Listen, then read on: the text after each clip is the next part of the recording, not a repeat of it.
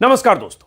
कल्पना कीजिए कि दिल्ली में कांग्रेस के मुख्यालय में चीनी कम्युनिस्ट पार्टी का कोई प्रतिनिधि मंडल आया होता।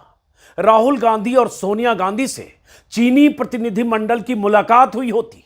चीनी सरकार के नुमाइंदे के तौर पर चीन के प्रतिनिधि मंडल की मेजबानी कांग्रेस मुख्यालय में हुई होती तो क्या हुआ होता?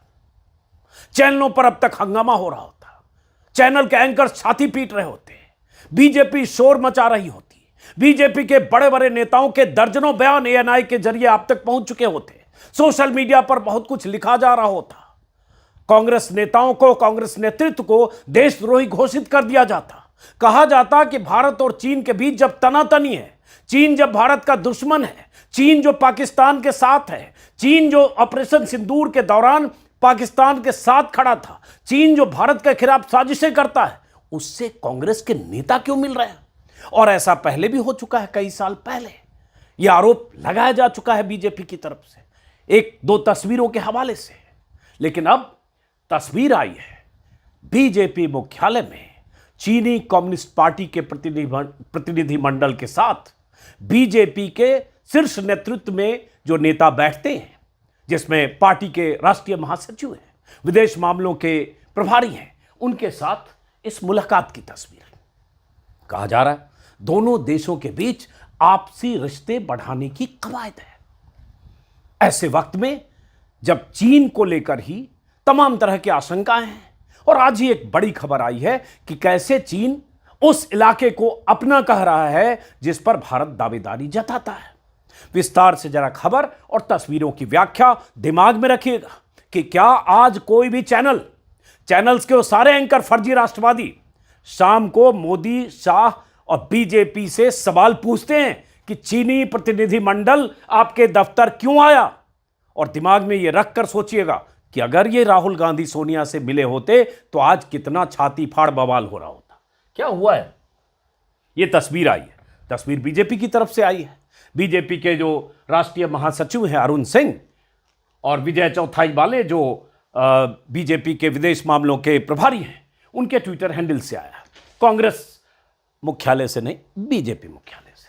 और ये तस्वीर है, ये प्रतिनिधिमंडल जो चीन से जो भारत जो प्रतिनिधिमंडल आए हैं, 6 सदस्य हैं, और उसके बाद बीजेपी के नेताओं से मुलाकात है। अरुण सिंह हैं और ये चीनी विदेश विभाग के प्रमुख हैं सुन हयान, इनकी मुलाकात की तस्वीर है। ये प्रतिनिधिमंडल बैठे हैं, इधर बीजेपी के नेता बैठे हैं, ये चीनी प्रतिनिधिमंडल है, और यहाँ पे बड़ा सा जो स्क्रीन लगा है जिसमें मोदी जी और नड्डा जी, हालांकि नड्डा जी की चला-चली की बेला है पार्टी अध्यक्ष के तौर पर। अब क्या हुआ है और आज ही चीन से दूसरी खबर क्या आई है, और चीन किस तरह से भारत के खिलाफ बयान भी देता है, भारत के खिलाफ साजिशों में हिस्सा भी लेता है, और चीन कैसे आंखें दिखाता रहा है उस चीन को जिस चीन को प्रधानमंत्री मोदी ने कभी लाल आंख नहीं दिखाई।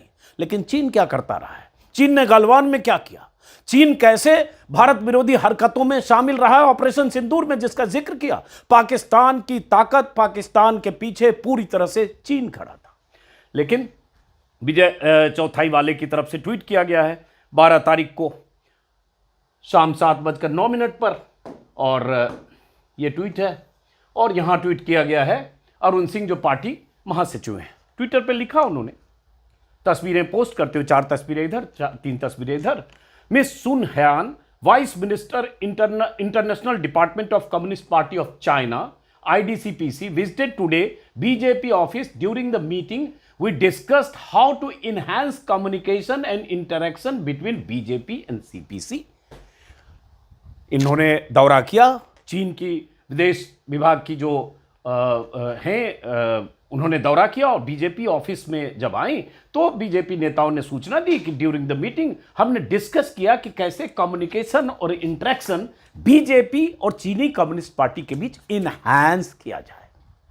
इनहैंस करना चाहती है बीजेपी चीनी कम्युनिस्ट पार्टी के साथ कम्युनिकेशन। उसी तरह से विजय चौथाई वाले ने भी ट्विटर पर लिखा, delegation of communist party of China under the leadership of miss Sun Hyan, Vice Minister IDCPC, visited BJP head office today. During the discussion, BJP delegation headed by Party General Secretary Arun Singh ji discussed at length the means to advance inter-party communications between BJP and CPC. Chinese ambassador to India also joined the delegation. चीनी जो ambassador है वो भी थे। और ये सब हो रहा है तब जब एक चीन से बड़ी खबर आई, वो खबर भी आगे। अब ये कैसे मीडिया में खबर चलती है, जो शुरू में मैंने कहा ना कि यही अगर कांग्रेस मुख्यालय गए होते तो कैसे छाती फाड़ अभियान चल रहा होता, कैसे देशद्रोही कांग्रेस वाले हो चुके होते अभी तक, राहुल सोनिया को तो ऐसे भी निशाने पर रखते हैं। अब ये एनडीटीवी है, अडानी जी का चैनल है। अखिलेश शर्मा जर्नलिस्ट हैं, हालांकि हमारे पुराने 25 साल पुराने मित्र हैं, अनुज की तरह हैं, लेकिन हैं तो अडानी के चैनल में। और चैनल में अखबार में काम करने वाले बहुत सारे लोग सरकार परस्त, सरकार के समर्थन में किस तरह से ढाल कवच बनते हैं, तो खबरों से कई बार पता चलता है। अब खबर क्या है एनडीटीवी की, क्यों दुनिया की सबसे बड़ी पार्टी बीजेपी के मुख्यालय आया चीनी कम्युनिस्ट पार्टी का प्रतिनिधिमंडल। और इस खबर में है कि चीन की कम्युनिस्ट पार्टी ऑफ चाइना के प्रतिनिधिमंडल ने नई दिल्ली में भाजपा मुख्यालय का दौरा किया। दो बड़े राजनीतिक दलों के नेताओं के बीच इस मुलाकात को महत्वपूर्ण माना जा रहा है। ठीक है, अब अंदर इस खबर में क्या है? खबर में यह कहा गया है कि और कैसे बीजेपी खबरें प्लांट करती है, कैसे सूत्र काम करते हैं। खबर में है कि बैठक के दौरान भारत में चीन के राजदूत भी मौजूद थे। बीजेपी सूत्रों के मुताबिक, ये एनडीटीवी की वेबसाइट पर छपा इसी खबर में, सूत्रों के अनुसार इस बैठक की पहल चीनी कम्युनिस्ट पार्टी की ओर से की गई थी। मतलब खबर यह प्लांट की गई कि ये जो बैठक हुई इसकी पहल चीनी कम्युनिस्ट पार्टी की ओर से की गई। बीजेपी का कोई लेना देना नहीं है। बीजेपी तो बिल्कुल मिलना नहीं चाहती थी, बीजेपी के लीडर्स तो बिल्कुल मिलना नहीं चाहते थे, पार्टी मुख्यालय का दरवाजा बंद करने देना चाहते थे, बिल्कुल उनके मंशा नहीं थी। लेकिन अब कोई बार बार वहां से कोशिश कर रहा था, अगर चीनी कम्युनिस्ट पार्टी की तरफ से कोशिशें हो रही थी तो ठीक है, दरवाजे खोले, उन्होंने मुलाकातें की। तो ये सूत्र बता रहा है। और उसके बाद है दोनों पार्टियों के बीच आखिरी बार औपचारिक संपर्क 2019 में हुआ था। और 2020 में क्या हुआ था? गलवान में चीन ने क्या किया था, किस तरह से हमारे 19-20 जवानों की शहादत हुई थी, किस तरह से चीन ने भारत की पीठ में छुरा भोंका था, किस तरह से चीन ने भारतीय कब्जे वाले इलाके पर दावेदारी जताई और एडवांस फोर्सेज को तैनात करके पड़ा रहा, डटा रहा। दर्जनों बार, 1 दर्जन से ज्यादा बार मिलिट्री लेवल टॉक्स हुई डिसएंगेजमेंट को लेकर। अभी भी पुख्ता तौर पर नहीं जानकारी है कि लद्दाख और उन तमाम इलाकों से 100% डिसएंगेजमेंट हो गया क्या। गलवान हिंसा के पहले, गलवान अटैक के पहले जो स्थिति थी वो स्थिति बहाल हो गई क्या? पुख्ता तौर पर नहीं कहा जा सकता, लेकिन उसके बाद से बैठकें नहीं हुई। इसी खबर में जब बीजेपी का प्रतिनिधिमंडल अरुण सिंह के नेतृत्व में चीन गया था, उसके बाद गलवान घाटी में दोनों देशों के बीच हुए संघर्ष के बाद दोनों सत्तारूढ़ दलों के बीच संवाद टूट गया था। टूटना भी चाहिए। अब बदले हालात को में संवाद को बहाल करने की पहल की गई। हालात क्या बदले हैं? ऑपरेशन सिंदूर कितने महीने पहले हुआ? ऑपरेशन सिंदूर के दौरान किस तरह से पाकिस्तान को हर तरह से टेक्निकल सपोर्ट, इंटेलिजेंस सपोर्ट और जो एडवांस टेक्नोलॉजी के जितने सपोर्ट हो सकते हैं वो, और कहा जा रहा है कि सेंसर, रेडार से लेकर हर चीज चीनी मिलिट्री की तरफ से पाकिस्तान को सपोर्ट किया जा रहा था। तो कितने हालात बदल गए। और आज ही चीन ने की तरफ से क्या बयान आया उस पर आगे आते हैं। तो ये बैठक हुई, सूत्रों के मुताबिक इसी खबर में है कि बैठक में आपसी संवाद को बढ़ाने पर ही जोर दिया गया। यह तय किया गया कि आने वाले समय में यह बातचीत जारी रहे। बीजेपी नेताओं के अनुसार इस बैठक में केवल पार्टी टू पार्टी मुद्दों पर चर्चा हुई। मतलब यह कहने की कोशिश है कि इसके लिए मोदी जी की सरकार को मत घेरिए। ये पार्टी टू पार्टी बैठक है, एक चीनी कम्युनिस्ट पार्टी के साथ भारतीय जनता पार्टी की बैठक है। दोनों देशों के बीच जटिल और नाजुक मुद्दों को नहीं छुआ गया, क्योंकि ये मुद्दे दोनों देशों की सरकारों के बीच चर्चा के विषय हैं। मतलब जटिल और नाजुक मुद्दे, जिन मुद्दों का जिक्र कर रहा हूं, वो नहीं छुआ गया क्योंकि ये सरकार का विषय है। और उसके बाद ये सब चाय नाश्ता जो भी हुआ होगा और उसके बैठक खत्म हुई। सूत्रों ने बताया कि चीन का यह प्रतिनिधिमंडल सरकार स्तर पर भी मुलाकात करेगा।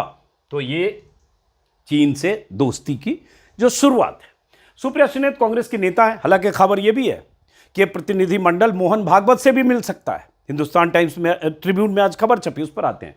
सुप्रिया सुलेह ने ट्वीट किया कि यह फोटो बीजेपी दफ्तर की है। बीजेपी के नेता और चीनी कम्युनिस्ट पार्टी के नेताओं के बीच मीटिंग हो रही है। ऑपरेशन सिंदूर में चीन ने पाकिस्तान का साथ दिया। गलवान में हमारे जवानों की शहादत हुई। चीन लद्दाख में अतिक्रमण किए बैठा है। अरुणाचल में गांव बसा रहा है और यहाँ गलवैयाँ चल रही। मीडिया के चरण चुंबकों को आज नहीं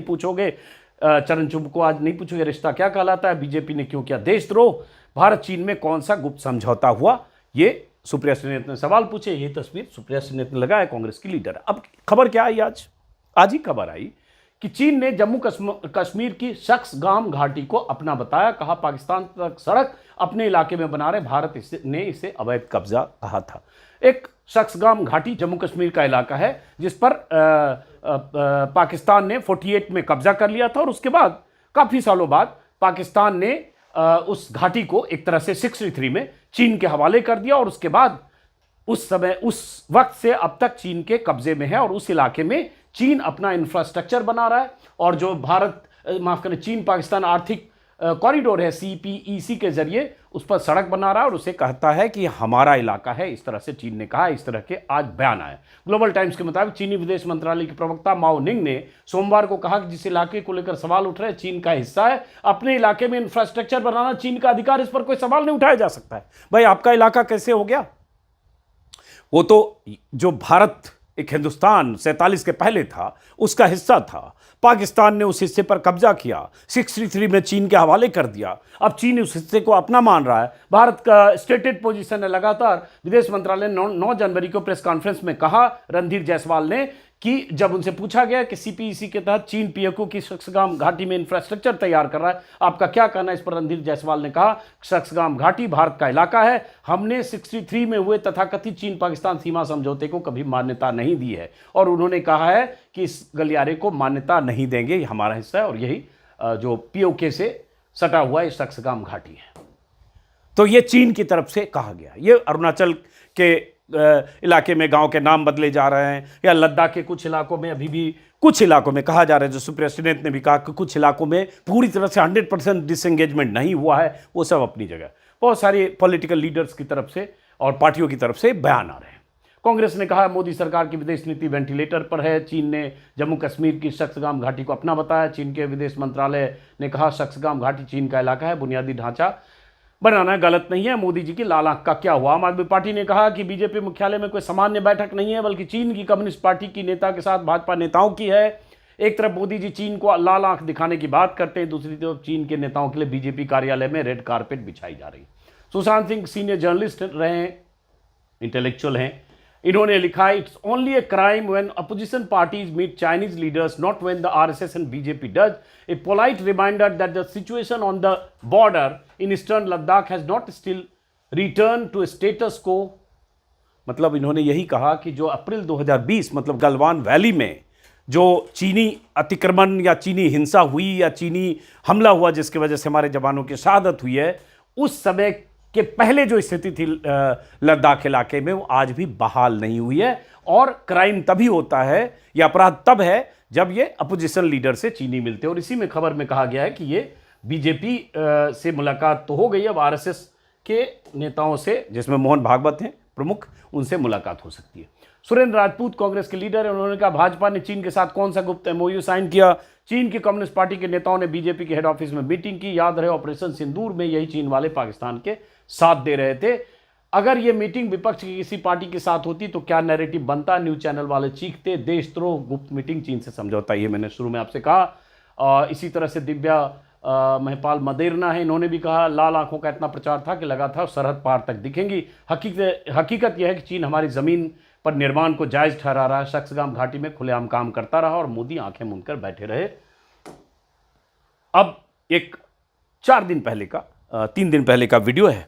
मैं चाहता हूं सुप्रिया श्रीनेत ने जो कुछ आरोप लगाए थे और जो कुछ सवाल खड़े किए, वो वीडियो आप देखें सुने। उससे पहले कि चीन और भारत की तनातनी को लेकर जितनी बातें आप जानते हैं या जिस तरह से माहौल 3 साल 4 साल पहले भी बनाया गया, होली दिवाली पर जिस तरह से बॉयकॉट का माहौल बनाया जाता है, और ट्रेड की हकीकत क्या है, भारत सरकार क्या करती है और आप क्या करते हैं। सुप्रिया श्रीनेत का ये बयान जरा सुनिए। क्योंकि हमारे नागरिकों की दर्द इसी चीज। आज की ताजा खबर के मुताबिक नरेंद्र मोदी चीनी कंपनियों से वो बैन हटाने जा रहे हैं जिसके चलते चीनी कंपनी सरकारी ठेकों, सरकारी कॉन्ट्रैक्ट में भाग नहीं ले सकती थी। एक बार बैन हट गया, फिर धड़ल्ले से सरकारी ठेकों में ये घुसेंगे चीनी। अभी 8 ही महीने तो हुए हैं जब चीन ने खुलकर पाकिस्तान का समर्थन किया ऑपरेशन सिंदूर के दौरान, जो सैन्य कार्रवाई थी हमारे पहलगाम में 26 लोगों की शहादत के बदले। इसी चीन के समर्थन के चलते ऑपरेशन सिंदूर के दौरान हमारे सैनिकों की, हमारे नागरिकों की दर्दनाक मौत हुई, जिसमें छोटे छोटे बच्चे शामिल थे। इसी चीन के चलते गलवान में हमारे 20 जाबाजों, चीन के साथ नरेंद्र मोदी ने जमकर व्यापार किया और व्यापार घाटा $100 बिलियन के पार करा दिया। इसी चीन की हिमायत मोदी जी करते हैं।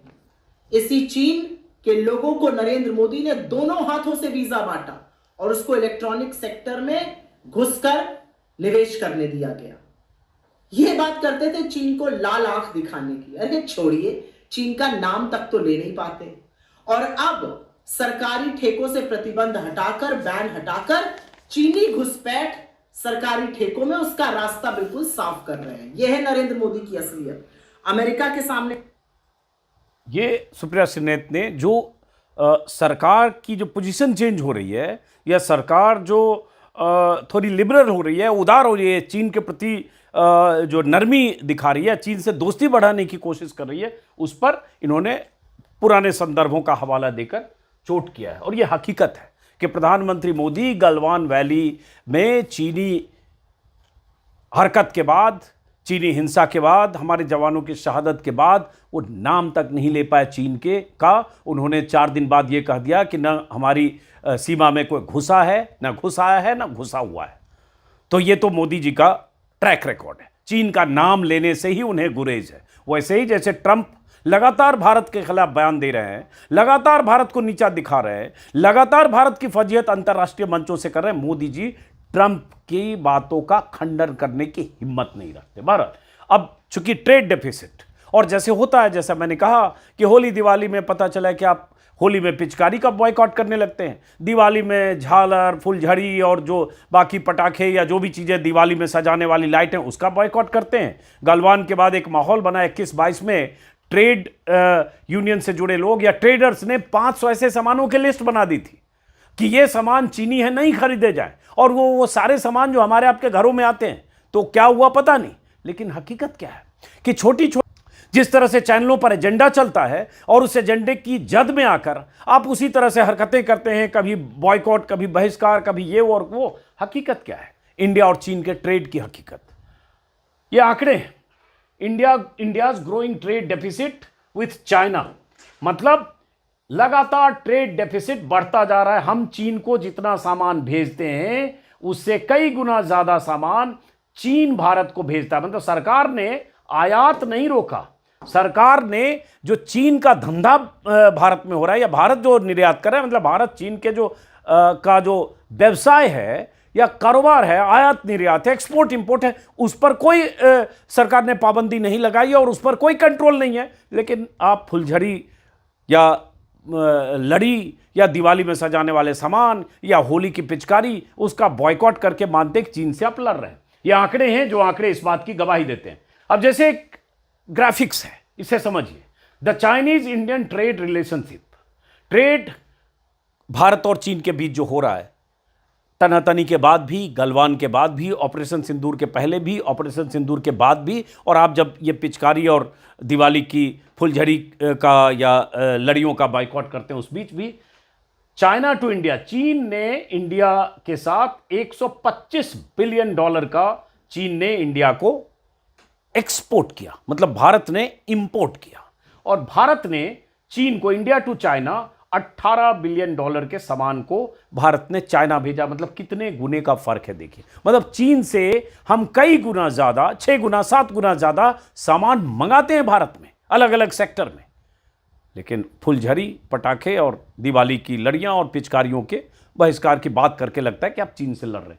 ये भारत और चीन के बीच धंधा, जिसमें केमिकल प्रोडक्ट है, इलेक्ट्रॉनिक्स है, मशीनरी है, गाड़ियां हैं, टेक्सटाइल है, प्लास्टिक, रबर, दुनिया भर की चीजें। खैर, तो चूंकि तस्वीरें आई तो बहुत सारी जो पॉलिटिकल पार्टी है वो लगातार अपने हिसाब से मोदी सरकार को निशाना बना रही है। ये एक उस वक्त का था जब राहुल गांधी को चाइना का एजेंट कहा जा रहा था और राहुल गांधी के खिलाफ एक मुहिम चल रही थी कि राहुल गांधी ने, BJP questions Rahul Gandhi Beijing link ahead of Mansarovar यात्रा, कॉल्स हिम चाइनीज गांधी। किसी से, मैंने कहा ना कि राहुल गांधी अगर किसी से मिल ली है, किसी चीनी अधिकारी से, राजदूत से, किसी से भी, चीनी कम्युनिस्ट पार्टी के लीडर से, तो चाइनीज गांधी हैं।